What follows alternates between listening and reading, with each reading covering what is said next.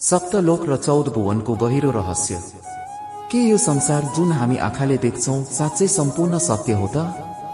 शास्त्र भन्छ यो ब्रह्माण्ड केवल एउटा तह हो, यसको माथि छन् 7 लोक, तल छन् 7 अधोलोक। जीवन यही सकिँदैन, आत्माको यात्रा त मृत्युपछि मात्र सुरु हुन्छ। यदि तपाईलाई यस्ता अदृश्य लोकहरू, आत्मा र कर्मका गहिरा रहस्यहरू जान्न चासो छ भने कृपया च्यानललाई सब्स्क्राइब गर्न नबिर्सनुहोस्, किनभने आज हामी गइरहेका छौं सप्तलोक र 14 भुवनको यस्तो यात्रामा जुन सुन्ने मात्र होइन, आत्माले महसुस गर्ने विषय हो। हामी जसरी संसारलाई देख्छौं बुझ्छौं त्यो केवल हाम्रो 5 इन्द्रियले देख्न सक्ने अंश मात्र हो। तर हिन्दू धर्मले ब्रह्माण्डलाई धेरै गहिरो, धेरै सूक्ष्म र धेरै विशाल रूपमा चित्रण गरेको छ। हामी जसलाई संसार ठान्छौं त्यो केवल एउटा लोक हो, भूलोक। यसभन्दा माथि अरू 6 लोकहरू छन् र तल पनि। शास्त्र भन्छ भगवानले यो ब्रह्माण्डलाई 14 भागमा बाँडेका छन्, 7 माथिल्लो लोक र 7 अधोलोक। ती सबै ठाउँमा चेतना छ, ऊर्जा छ र जीवन पनि छ, तर हाम्रो आँखा पुग्दैन, केवल अनुभूति मात्र गर्न सकिन्छ। सोच्नुस् त, के यो सारा जीवन केवल यत्तिकै हो? के हामी मरेपछि शून्यमा हराउँछौं वा अर्को अज्ञात संसारमा प्रवेश गर्छौं? भूलोक अर्थात् यो पृथ्वी, हामी जसले आफ्नो जीवन बिताइरहेका छौं, कर्म गरिरहेका छौं, यहीबाट आत्माको यात्रा सुरु हुन्छ। तर यो अन्त होइन, केवल सुरुवात हो। मृत्युपछि आत्मा जहाँ जान्छ त्यो उसले यहाँ गर्दा गरेका कर्मका आधारमा निर्धारण हुन्छ। भूलोक भन्दा माथि छ भुवरलोक। यो संसार र सूर्यबीचको सूक्ष्म अन्तरिक्ष जस्तो स्थान हो। शास्त्र भन्छ यही आत्माहरू अस्थायी रूपमा वास गर्छन् जबसम्म तिनीहरूको पुनर्जन्म, स्वर्ग वा अन्य गन्तव्य तय हुँदैन। तिथिहरू यही बस्छन्। त्यसैले हिन्दू संस्कारमा तर्पण, श्राद्ध र पिण्डदान यही लोकमा रहेका आत्माहरूको शान्तिका लागि गरिन्छ। त्यसपछि छ स्वर्लोक, जुन हामीले स्वर्गको रूपमा चिनेका छौं।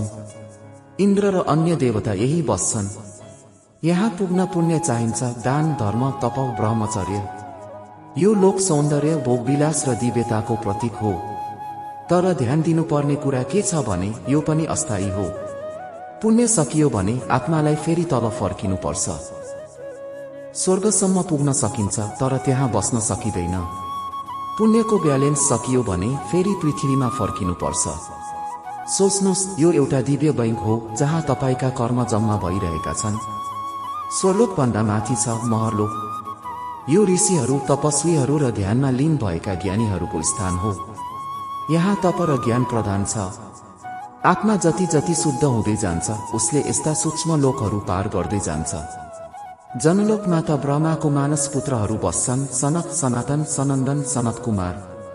यहाँ चेतना यति सूक्ष्म र उच्च छ जहाँ अहंकार, मोह र माया नामकै छैन। यही मार्ग हुँदै आत्मा पुग्छ तपलोकमा। यो तपस्याको चरम स्तर हो जहाँ केवल ब्रह्मज्ञानी, सिद्ध योगी मात्र जान सक्छन्। यहाँ ताप, तेज र सत्यको मात्र अस्तित्व हुन्छ। अन्ततः आत्मा पुग्छ सत्यलोक, ब्रह्मलोक। यही हो ब्रह्माको निवास स्थान। यही हो मोक्ष प्राप्त आत्माहरूको अन्तिम गन्तव्य, जहाँबाट आत्मा कहिल्यै फेरि फर्किँदैन। न पुनर्जन्म, न मृत्यु, केवल ब्रह्ममा विलीन। यो मोक्षको अवस्था हो। सोच्नुस्, के मृत्यु एउटा अन्त्य हो वा सत्ताको नयाँ सुरुवात? सत्यलोकमा पुग्ने आत्मा फेरि फर्किँदैन। के हामी त्यो योग्यताको बाटोमा छौं? अब कुरा गरौं अधोलोकहरूको। धेरैले सम्झिन्छन् तल भनेको नरक मात्र हो, तर यो पूर्ण सत्य होइन। अधोलोकहरूमा पनि ज्ञान, शक्ति र चेतनाका विभिन्न तहहरू छन्। यी लोकहरू हाम्रो पृथ्वीभन्दा तल सूक्ष्म आयाममा अवस्थित छन्। अतल लोकमा नागहरू बस्छन्, शेषनाग जस्ता दिव्य प्राणीहरू यही छन्। वितल र सुतलमा दानव र राक्षस जातिहरूको उपस्थिति छ, तर सबै असुर र दानव खराब हुँदैनन्। जस्तै राजा बलि, जो विष्णुका भक्त थिए, आज पनि सुतल लोकमा वास गर्छन् र स्वयं विष्णुले उनलाई वरदान दिएका छन्। महातल, तालातल, रसातल र पाताल, यी सबै लोकहरूमा ज्ञान, प्रविधि र शक्ति भएर पनि माया र अहंकारले भरिएका चेतनाहरूको वास हुन्छ। पाताल लोक सबैभन्दा गहिरो। यहीबाट आत्माले यमलोकको यात्रा सुरु गर्छ। यहीबाट हुन्छ आत्माको मूल्याङ्कन धर्मराजको दरबारमा। पाप गरेकाहरूको गति तलतिर, पुण्य गरेकाहरूको गति माथितिर। कल्पना गर्नुस्, मृत्युपछि एक उज्यालो सुरुङ देखिन्छ अनि एक गहिरो अँध्यारो आवाज भन्छ, तिमी कहाँ जाने पात्र हौ। शास्त्र भन्छ, यथा कर्म तथा गति। हामीले के गर्यौं, के सोच्यौं, कति प्रेम गर्यौं, कति घृणा, यी सबैले निर्धारण गर्छ मृत्युपछि हामी कहाँ जान्छौं। आज हामी स्वर्ग जाने पूजा मात्र होइन, मोक्ष प्राप्त गर्ने जीवन जिउन सिक्नुपर्छ। आत्मा त एक दिन सत्यलोक पुग्न चाहन्छ, तर त्यसका लागि यही भूलोकमा रहँदै धर्म, प्रेम, सेवा, ज्ञान र विवेकको बाटो अपनाउनु पर्छ। संसार केवल यति होइन, यो त केवल एउटा ढोका हो। 7 माथिल्लो लोक र 7 अधोलोकको लामो यात्रा यहीबाट सुरु हुन्छ। यदि तपाईलाई आजको यो आध्यात्मिक यात्रा मन पर्यो भने कृपया च्यानललाई सब्स्क्राइब गर्नुहोस् ताकि हामी फेरि भेट्न सकौं अर्को रहस्यमय संसारमा, अर्को कथा, अर्को सत्यका साथ। तपाईको साथ नै हाम्रो प्रेरणा हो।